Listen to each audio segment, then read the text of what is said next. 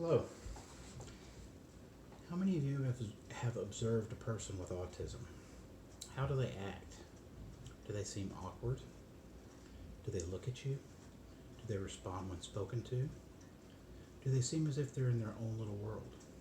Do they seem unintelligent?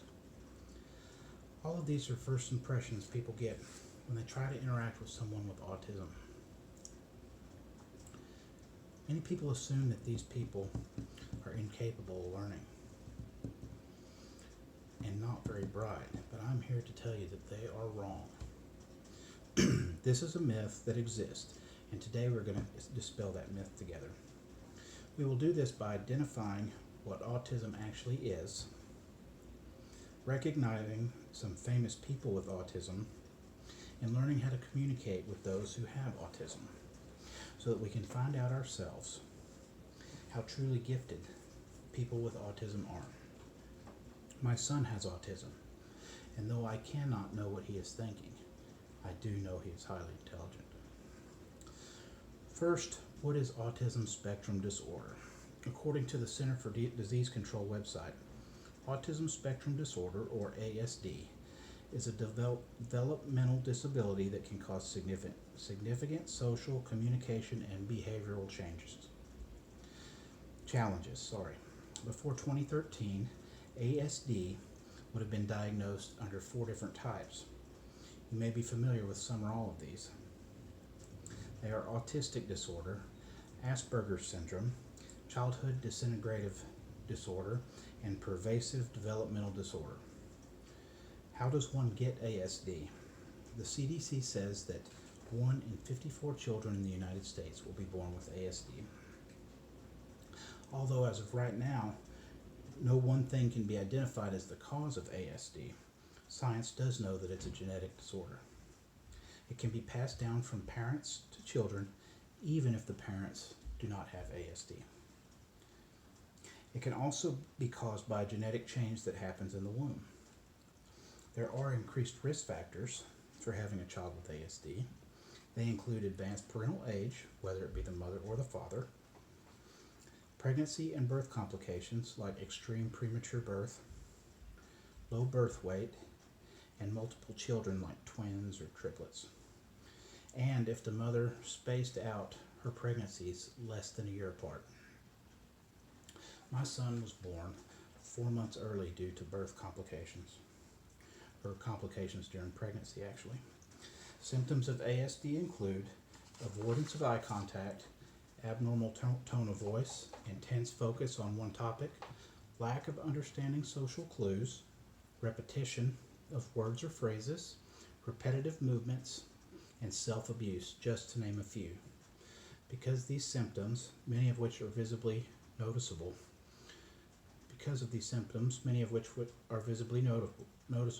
people make assumptions on the learning capabilities of those suffering with ASD.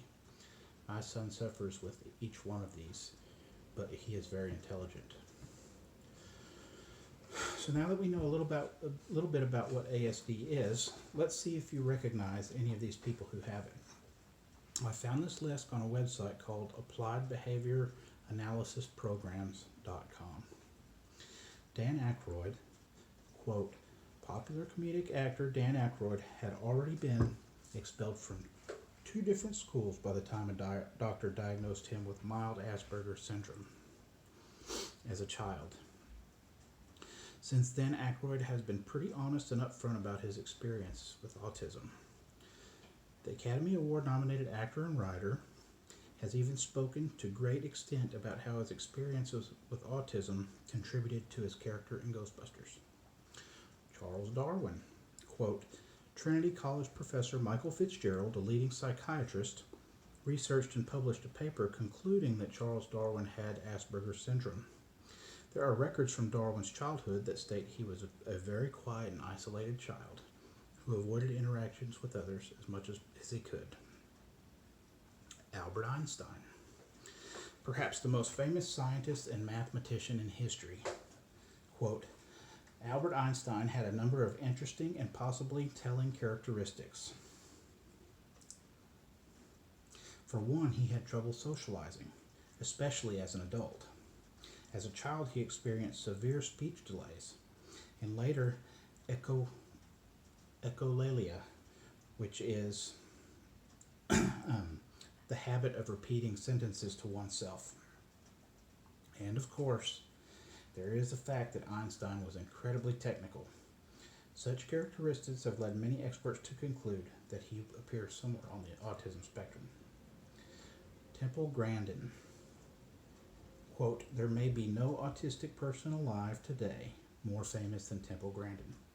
The author and Colorado State University professor didn't begin speaking until she was almost 4 years old. And the doctors who diagnosed her recommended she be institutionalized. Fortunately, her parents did not agree with those doctors. Grandin has gone on to become a leading force in animal sciences, has been named one of Time's 100 most influential people." Sir Isaac Newton. Thanks to researchers at Cambridge University, we have a pretty good idea that Isaac Newton had Asperger's syndrome or something else on the spectrum. The researchers who also argue that Albert Einstein was autistic mention in their evidence that Newton isolated himself as much as possible, was notoriously awkward when it came to typical daily conversation, and was not good at keeping friends. And last, I want to mention Satoshi Tajiri. As a child, Satoshi Tajiri was fascinated by insects and even nicknamed Dr. Bug by other children. As an adult, Tajiri turned that interest into the worldwide phenomenon that is Pokemon. So now that we know people with Asperger's syndrome, autism spectrum disorder, can be very intelligent, how do we communicate with them to find out ourselves? Well, some of them have adapted well enough that you wouldn't even know they had ASD. What about those who struggle to communicate in a traditional way? My son is considered nonverbal. He does not converse. He does, however, know what he wants, know when he wants it. How did we break the communication barrier? It takes a lot of patience on both sides. He gets frustrated with it as I do. And why? Why can't Dad communicate how I do? I'm sure is a thought that goes through his head.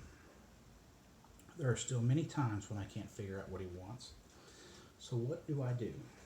First, I make sure that he knows he has my complete attention.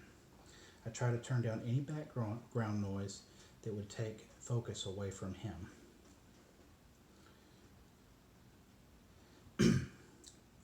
Next, Second, I repeat the actions and words that he expresses.